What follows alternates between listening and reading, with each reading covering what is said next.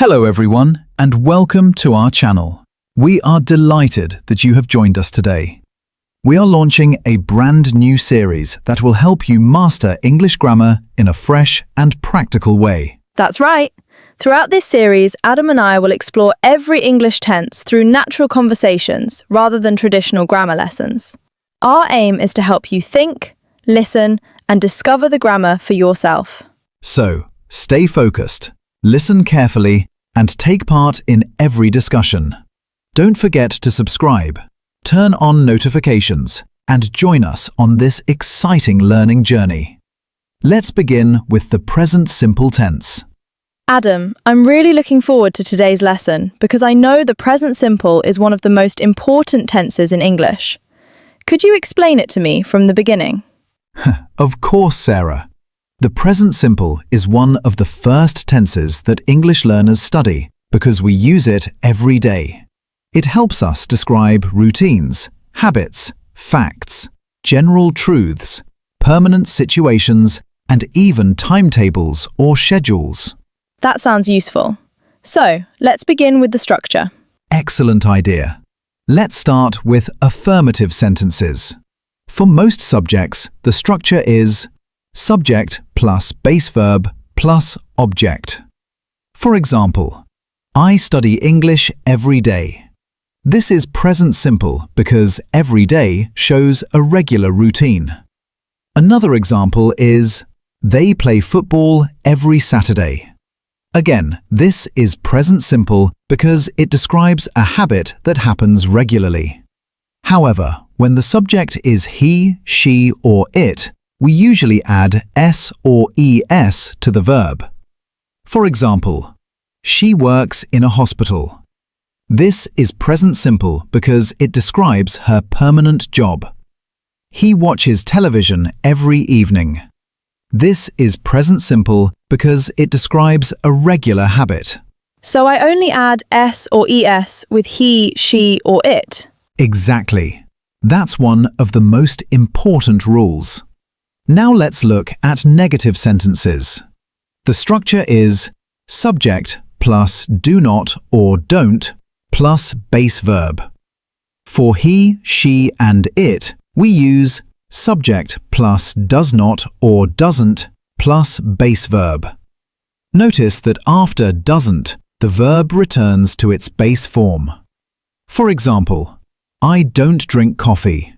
This is present simple because it talks about a usual habit. Another example, she doesn't like spicy food. This is present simple because it describes her general preference.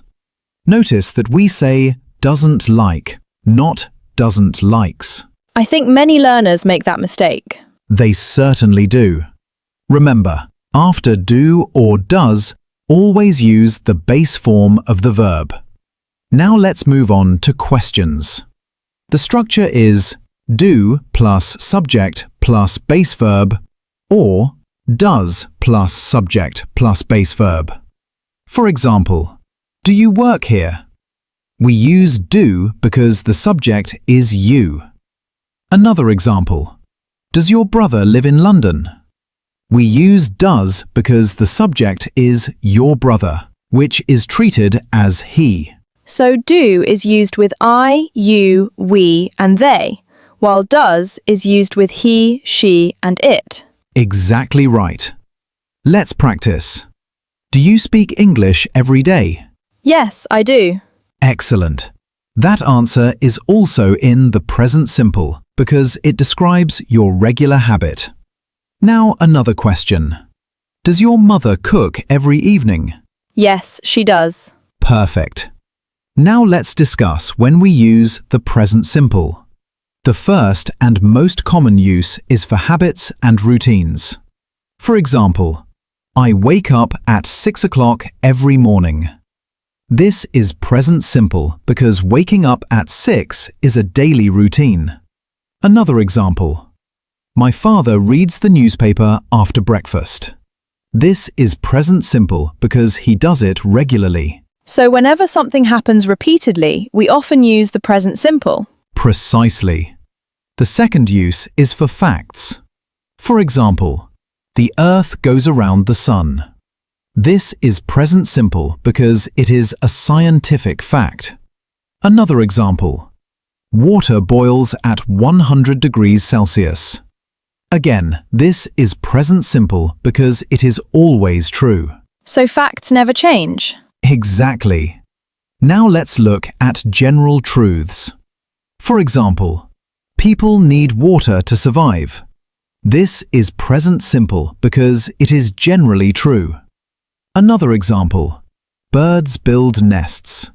Again, this is a general truth. What's the difference between facts and general truths? Facts are usually scientifically proven or permanently true. General truths are things that people generally accept as true in everyday life. Now let's discuss permanent situations. For example, I live in Manchester. This is present simple because it describes where I live permanently. Another example, Sarah works for an international company. This is present simple because it describes her permanent employment. So if something is not temporary, we often use the present simple? Exactly. Now, let's move to schedules and timetables. For example, the train leaves at 8 o'clock. This is present simple because it follows a timetable. Another example, the museum opens at 9 every morning. Again, this is present simple because it is a scheduled event. Even though the event happens in the future? Yes, when we talk about official schedules, we often use the present simple. Let's look at some common time expressions. Every day, every week, every month, usually, always, often, sometimes, rarely, never, on Mondays, at weekends. These words often appear with the present simple because they describe frequency. For example, I always brush my teeth before bed. This is present simple because it describes a daily routine. Another example, they usually visit their grandparents on Sundays. Again, this is present simple because it describes a regular habit. That's becoming much clearer. Wonderful. Let's compare a few examples. I play tennis every Friday. This is present simple because playing tennis every Friday is a routine. My sister teaches mathematics. This is present simple because teaching is her permanent job. The shop closes at 6. This is present simple because it follows a schedule. Fish live in water. This is present simple because it is a fact. I never eat fast food. This is present simple because it describes a personal habit. I notice that every example has a reason. That's exactly how learners should think. Don't simply ask, what tense is this? Instead, ask yourself, why is this sentence in the present simple? Is it a routine? Is it a habit? Is it a fact? Is it a permanent situation? Is it a schedule? Once you answer that question, choosing the correct tense becomes much easier. That's a completely different way of learning grammar. Exactly. Instead of memorizing rules, you understand the purpose behind the tense. When you understand the reason, grammar becomes logical rather than difficult. I really like this method because it encourages learners to think instead of simply memorizing. That's our goal throughout this series. Every episode will help you recognize the reason behind each tense, making English easier and more enjoyable to learn. Now, let's practice with a short story. Every weekday, James wakes up at 6:30. He drinks a glass of water and prepares breakfast before he leaves for work. His office opens at 8 o'clock, so he always arrives early. During his lunch break, he reads a book or speaks with his colleagues. In the evening, he walks home because he enjoys the fresh air. At home, he cooks dinner, watches the news, and spends time with his family before he goes to bed at 10 o'clock. Sarah, can you identify the present simple verbs in this story and explain why they are in the present simple?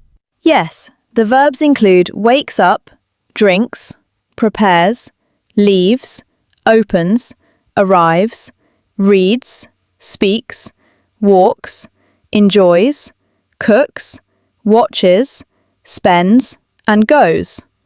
They are all in the present simple because they describe James's daily routine and regular habits. The verb opens also describes a scheduled time for the office.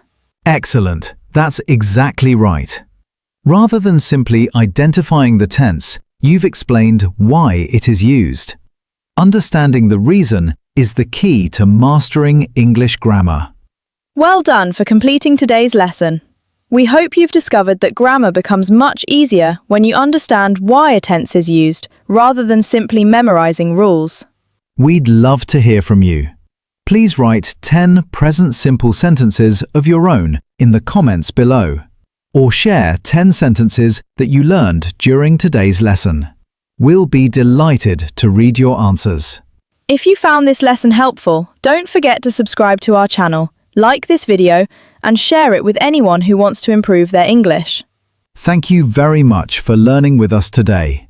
We'll see you in the next episode, where we'll explore another English tense using the same practical and engaging method.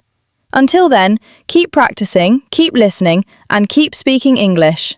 Goodbye!